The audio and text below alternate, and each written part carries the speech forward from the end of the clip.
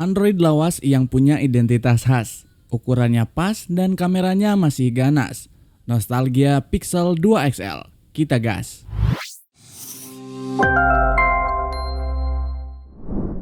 Pixel 2 XL ini dirilis tahun 2017, artinya udah sekitar 6 tahunan handphone ini dirilis. Gua cukup suka banget dengan Pixel 2 XL ini. Menurut gua semua aspeknya udah memenuhi standar yang gua pengen. Desainnya yang khas nggak mainstream, minimalis, punya dual speaker yang stereo dan cukup oke banget. Terus layarnya juga udah agak curve di bagian sampingnya. Perfect banget menurut gua di tahun itu.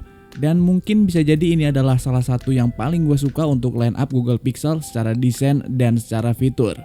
Untuk Pixel 2 XL ini memang untuk OS-nya cuman mentok di Android 11 aja dengan sistem operasi menggunakan pure Android yang super duper enteng. Namun kabar baiknya buat kalian yang memang masih pakai Pixel 2 XL, banyak banget custom ROM yang disediakan yang oke-oke dan cukup stabil, kayak Pixel Experience atau Lineage OS.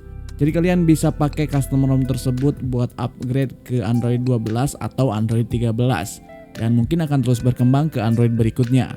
Chipset yang dimiliki si Pixel 2 XL ini ada di Snapdragon 835 dengan fabrikasi 10 nanometer. Chipset flagship di zamannya, yang dimana kalau kita pakai di zaman sekarang pun sebetulnya masih oke-oke aja untuk kerjaan-kerjaan ringan. Di bagian depan layarnya ini berjenis tipe POLED dengan rentang 6 inch dan punya kerapatan 538 pixel per inch dan jelas banget punya warna yang deep, soft, agak vivid menurut gua dan tajam banget karena memang kerapatan pixel yang cukup tinggi. Juga udah support sistem always on display. Plus kalau kalian perhatiin dan jeli di bagian samping-sampingnya ini, layarnya itu agak sedikit curve yang ngebuat desainnya menurut gua makin manis aja, makin keren dan makin elegan. Masih di area bagian depan, untuk kamera selfie atau kamera depannya itu punya resolusi 8 megapiksel yang punya kemampuan untuk merekam video hanya di 1080p 30 fps aja. Di area depan ini juga ada dual stereo speaker yang berada di bagian atas di sini, di bagian frame atas juga ada di bagian bawah. Jadi ada dual stereo speaker yang bikin kita betah nonton dan nyaman banget karena suaranya langsung mengarah ke interface bagian area muka kita. Kita lanjut di bagian belakangnya. Wow, kalau kita lihat mungkin lu juga setuju sama gua kalau desainnya ini keren banget, khas banget dan punya identitas yang nggak dimiliki dengan handphone-handphone yang lain.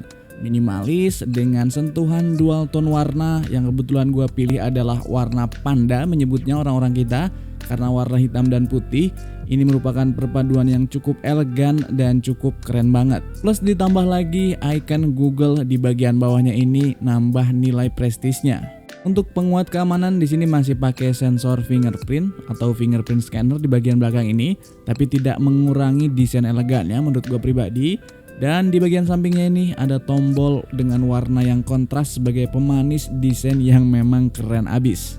Beralih ke kamera belakang, punya setup single kamera doang, tapi untuk perekaman video ini lebih advance. Bisa merekam video 4K 30 fps atau bisa 1080 di 30 atau 60 atau bahkan 120 fps dan juga bisa slow motion 240 fps di resolusi 720p.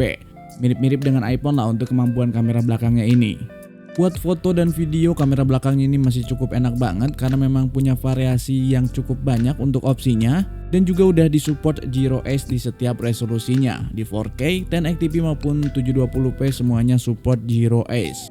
Tapi sejujurnya untuk di tahun 2023 ini untuk kemampuan videonya memang agak kurang kalau kita bandingin dengan handphone-handphone yang ada sekarang di harga 2-3 jutaan.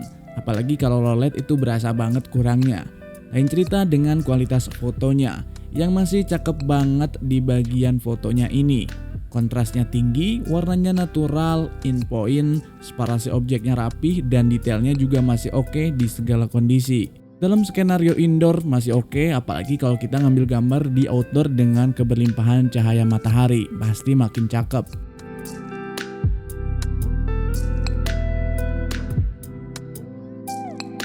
Oh ya, untuk varian dari Pixel 2 XL ini punya varian 64GB dan 128GB dengan RAM 4GB doang.